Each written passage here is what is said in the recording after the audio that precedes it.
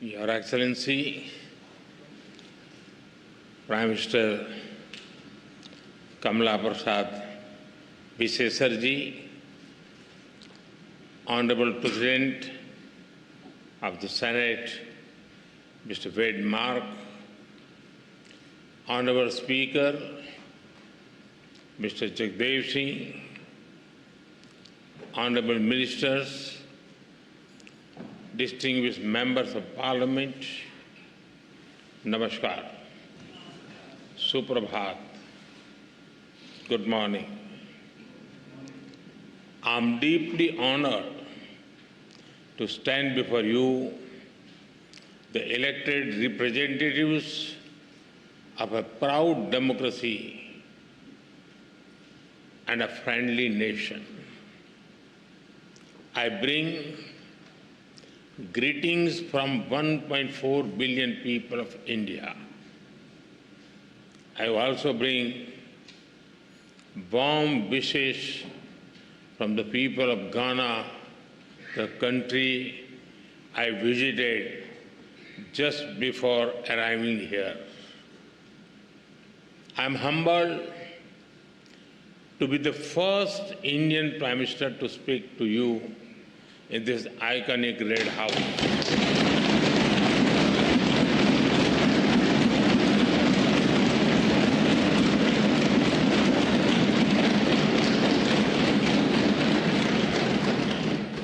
This historic red building has seen struggles and sacrifices of the people of Trinidad and Tobago for freedom and dignity. Over the past 6 decades, it has stood strong as you built a just, inclusive, and prosperous democracy. Friends, the people of this great nation have chosen two remarkable women leaders, the President and the Prime Minister. They proudly call themselves daughter of the Indian diaspora.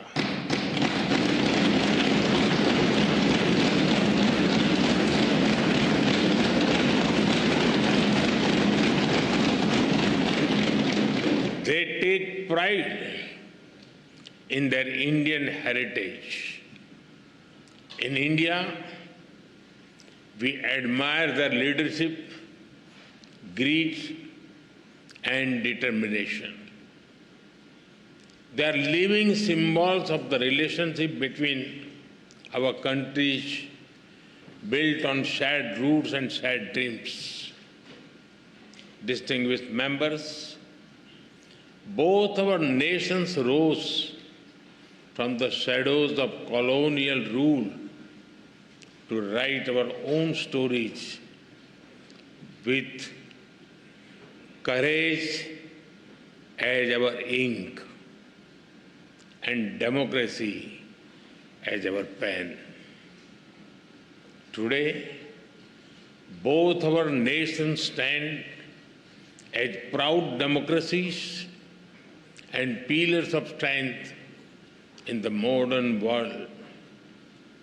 A couple of months ago, you celebrated the festival of democracy by participating in elections.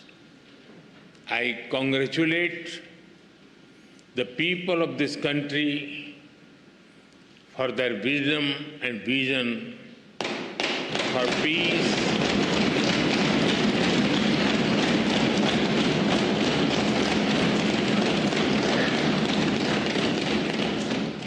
peace, stability, and prosperity. I also congratulate the newly elected members of this august House.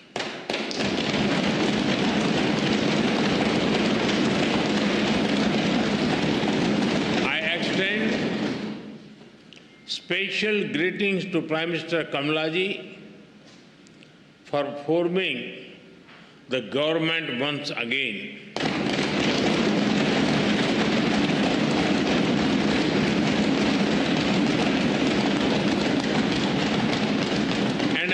assure continued success as he leads this great nation towards sustained growth and prosperity.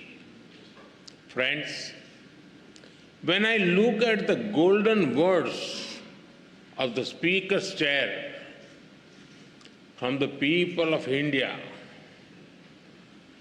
to the people of Trinidad and Tobago, I feel a deep sense of emotion.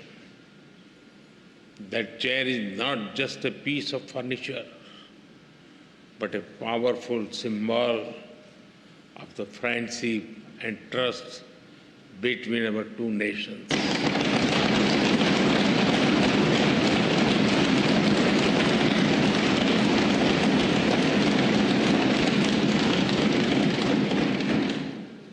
The words expresses the bond that one democracy feels for another.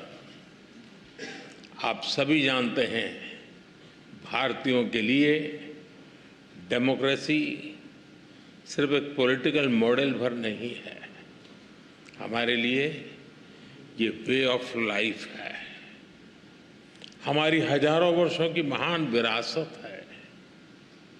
इस संसद में भी कई साथी ऐसे हैं जिनके पूर्वज बिहार से हैं। वो बिहार जो महाजनपदों यानी एंशिएंट रिपब्लिक्स की भूमि है।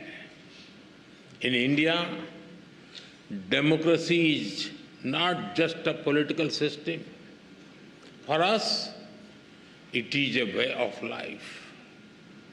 Your parliament also has some members whose forefathers were from the Indian state of Bihar, which is famous for centers like Vaishali.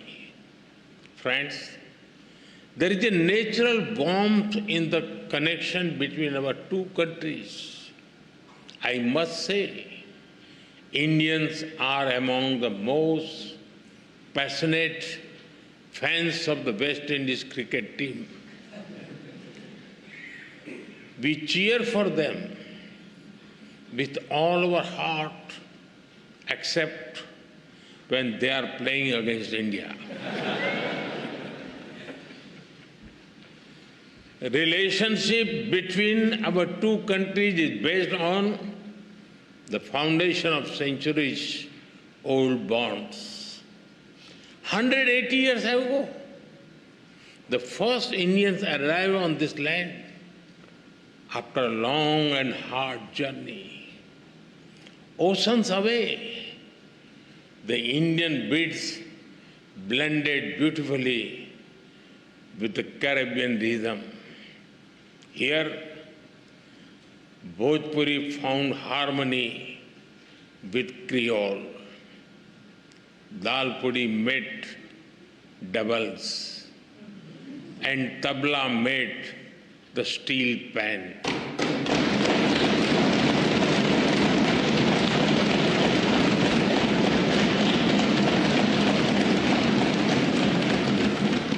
Today, the people of Indian origin are proud bearers of the red, black, and white flag. From politics to poetry, cricket to commerce, calypso to chutney, they contribute to every field. They are an integral part of the vibrant diversity that you all respect. Together, you have built a nation that lives its motto, together we aspire, together we achieve.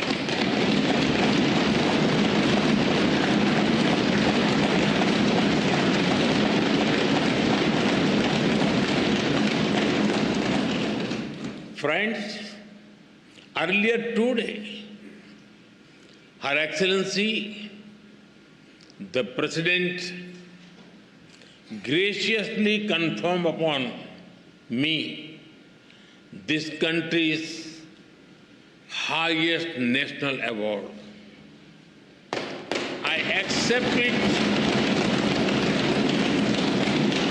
with humility on behalf of 1.4 billion Indians. Now, with immense gratitude,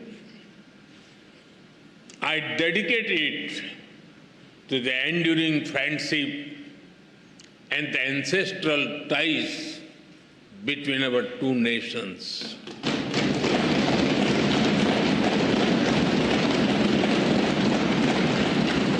Friends, I'm delighted to so many women members in this House. Respect for women is deeply rooted in Indian culture.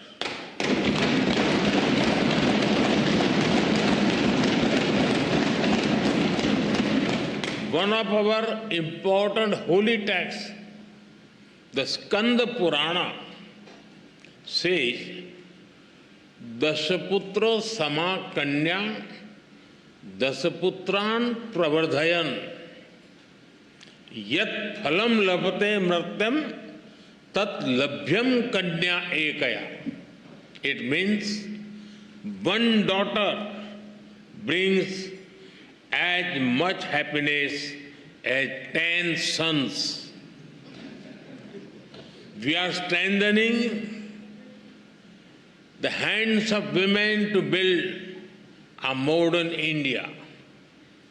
From space to sports, startups to science, education to enterprise, aviation to armed forces, they are leading India to a new future in various domains. Like you, we have are women who rose from humble beginnings to become our president.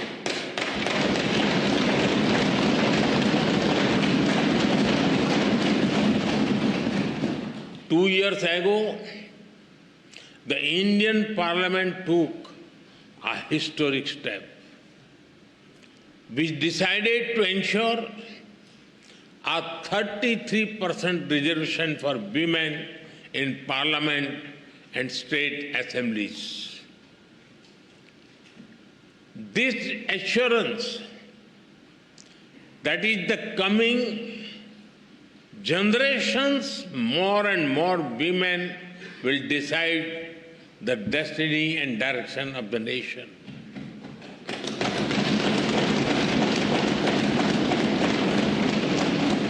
Women leaders are also thriving at the grassroots in India.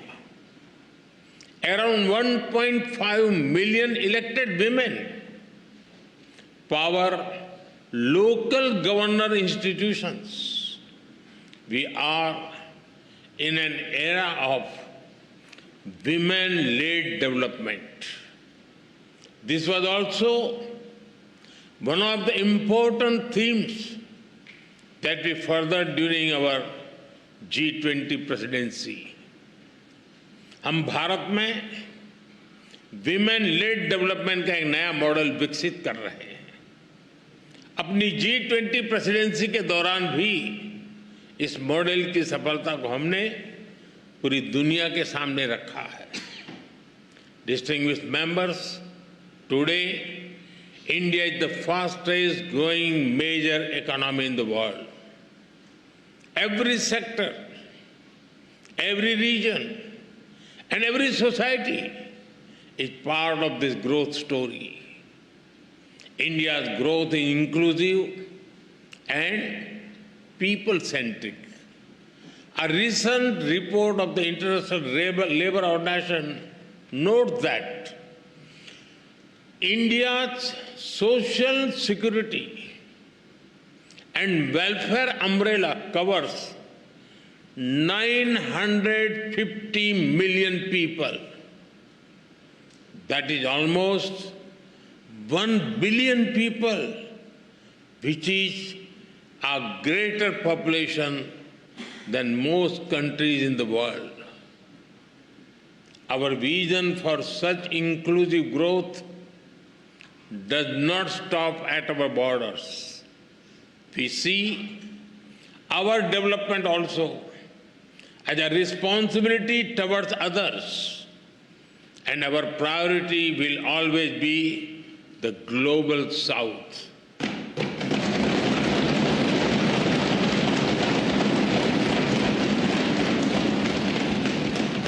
With the same spirit, we are deepening our relations with Trinidad and Tobago. Our trade will continue to grow. We will encourage our businesses to invest more in this country. Our development partnership will expand.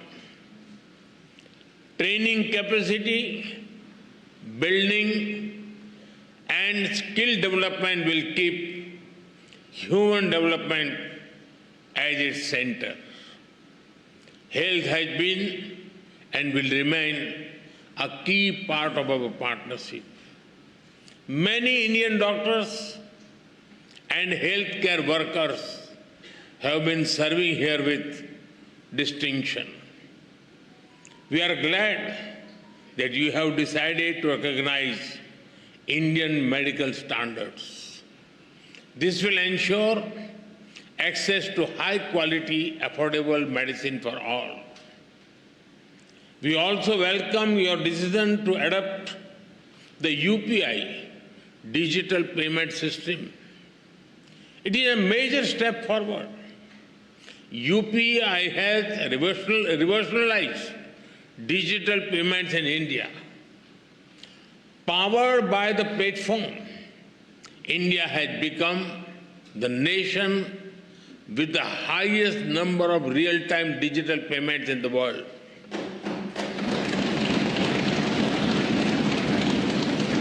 Today, in India, even the mango sellers have QR code.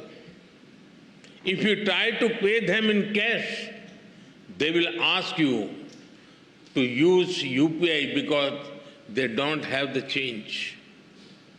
We are also keen to collaborate on other digital innovations. As India develops AI tools to foster growth and development in the global South, Trinidad and Tobago will be a priority nation for us.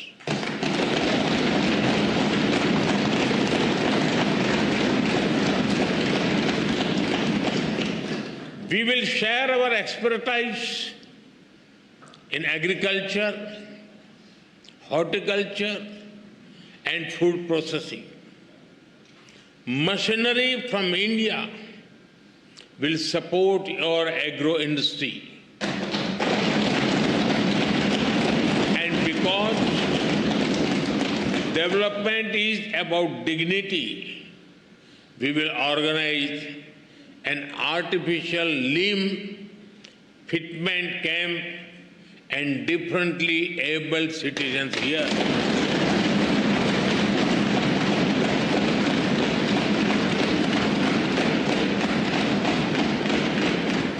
For us, there are no limits to our cooperation with you.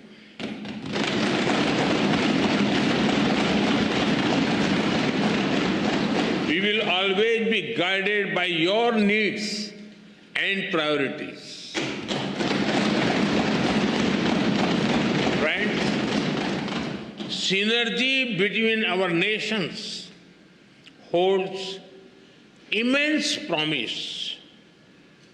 As a key player in the Caribbean and bridge to Latin America, Trinidad and Tobago has a great potential.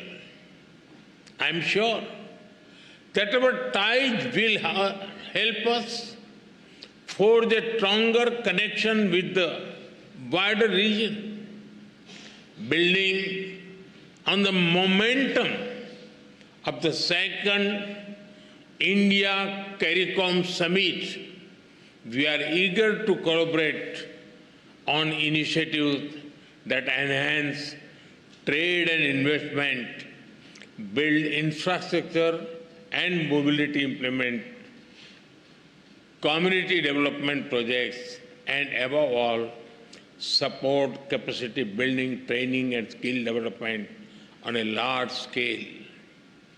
Friends, I also see our partnership in a larger global framework.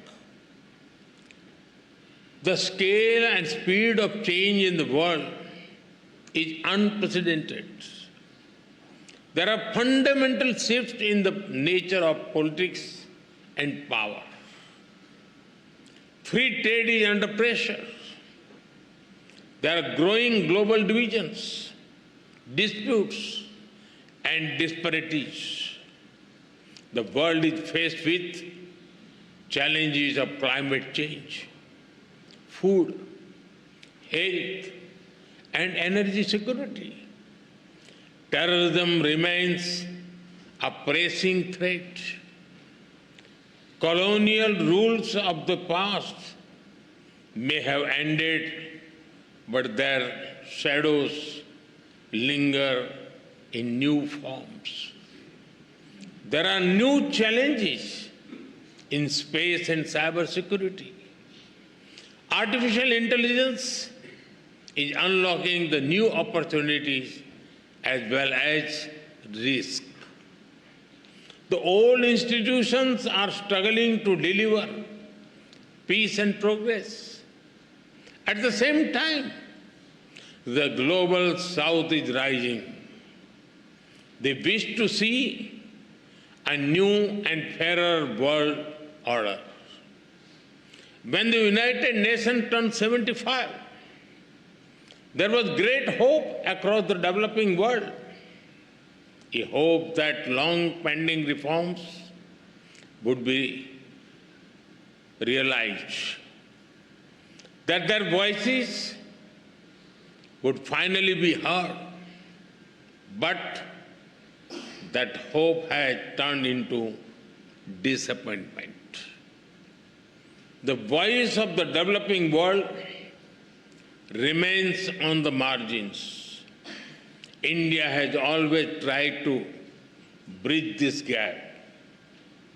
For India, Mahasagar, mutual and holistic advancement for society and growth across regions, is the guiding vision for the global south. Whenever we got the opportunity, we have given voice to the global south. During our G20 presidency, we brought the concerns of the global south to the center of global decision making. During the pandemic, while caring for our 1.4 billion people, India provided vaccine and medicines to over 150 countries.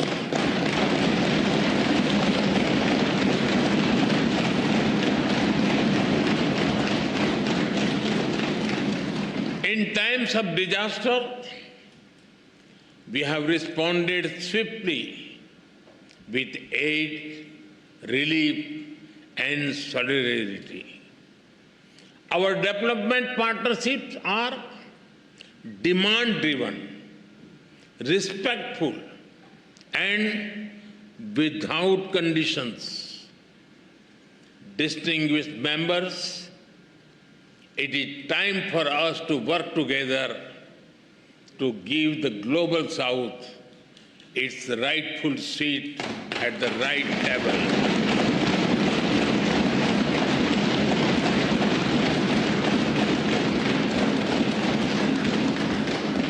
To ensure climate justice so that the burden does not fall on those who have contributed the least to the climate crisis.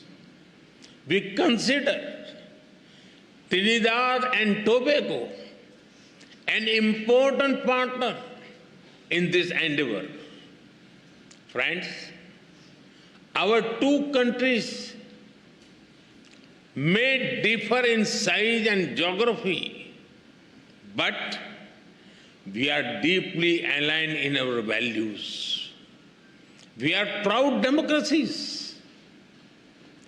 We believe in dialogue, sovereignty, multilateralism, and human dignity. In these times of conflicts, we must remain true to those values. Terrorism is the enemy of humanity. This very Red House has itself witnessed the wounds of terror and the loss of innocent blood.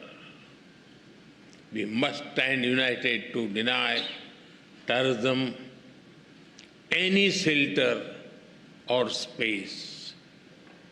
We thank the people and the government of this country for standing with us in our fight against terrorism. Friends, our forefathers struggled, sacrificed, and had dreams of better lives for future generations. Both India and Trinidad Tobago have come a long way on the journey to the future we have promised our people. But we still have a lot to do by ourselves and together. All of you, as members of the Parliament, have a vital role in shaping that future. From Ayodhya to Arima, from the Ghats of Ganga to the Gulf of Paria, may our bonds grow ever deeper and our dreams ever higher. With these thoughts, I thank you once again for this honor. As you say here, with grace and pride, respect due. Thank you. Thank you very much. Thank you.